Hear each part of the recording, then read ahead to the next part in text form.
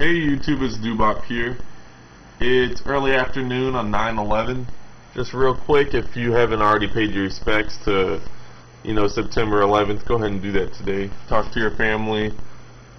Go find something out about the people who gave their lives and died on 9/11 and whatnot.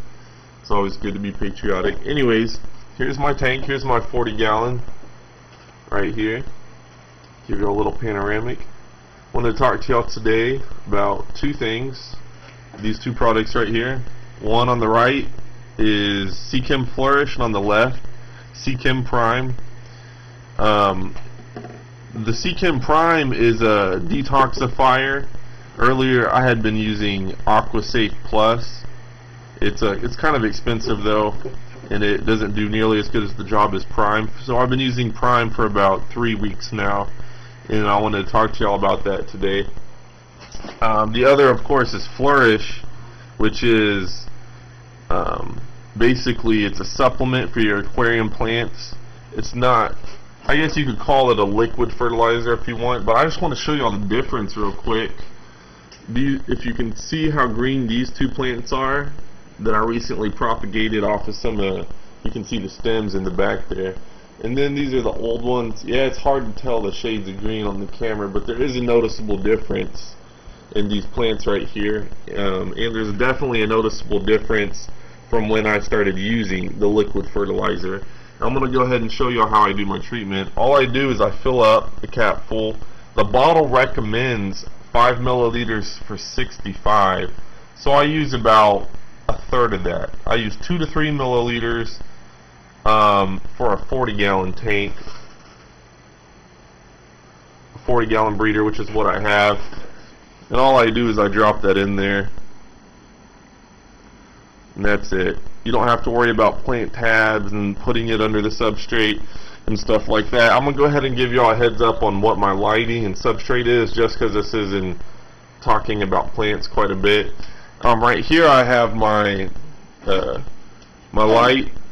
It's just a shop light, nothing special. It was about $12 at Lowe's. Has a little thing I have to hook up right here, and it has two 30-watt bulbs. The bulbs cost about $5 for a 2-pack, and for a total of 60 watts. Kind of trying to keep it low tech, low wattage. And then the substrate is pool sand filter. And I got a 50-pound bag of the pool sand filter for about $10 at a local pool store. So I was trying to save money like that.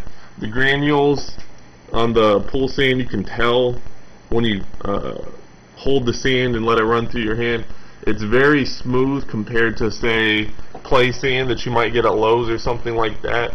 The play sand is a little bit sharper, and it's not as good for the fish. And my fish do swim on the substrate quite a bit, especially trying to go under this little arch right here in my driftwood. Their bellies and whatnot will kind of skim the sand and substrate. But anyways, I've been using these two products for, like I said, about 2 to 3 weeks. The Prime is what's really great. This is probably be a lifetime supply. It's about 1 to 2 drops to neutralize all the water in a 5-gallon bucket. This size, your 5-gallon bucket, if that's your method. If you're doing a hose method or something, it's you can use like half a cap full, same cap full size that you saw from the liquid fertilizer. But anyways, my plant growth has been exponential compared to no liquid fertilizer. It looks much brighter and more vibrant.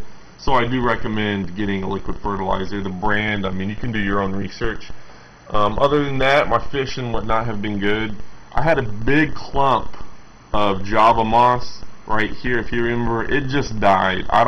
Was dying. I couldn't tell, and it just kind of constantly was getting caught up in the filter, kind of like those old deadlies right there.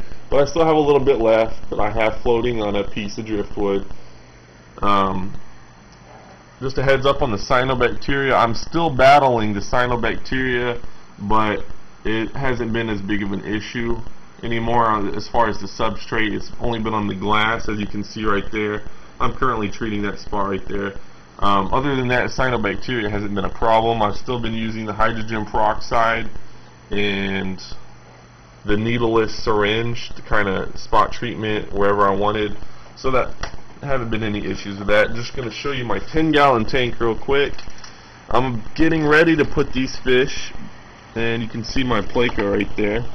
They're already too big for this little itty bitty 10-gallon tank, but I want to make sure the water parameters are optimal when I place them in the larger 40-gallon breeder.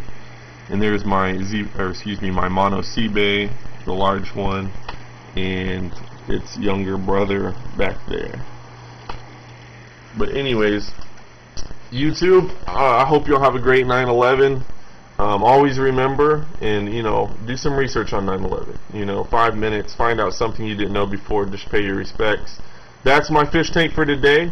Please comment, rate, subscribe, give me feedback. I'm thinking about adding an albino bristlenose placo into this tank instead of a common placo or just a bristlenose placo. So if you have any thoughts on that, maybe drop me a line or something. If you have any questions, also feel free to ask, and I'll get back to you as soon as I can. YouTube, y'all have a great day.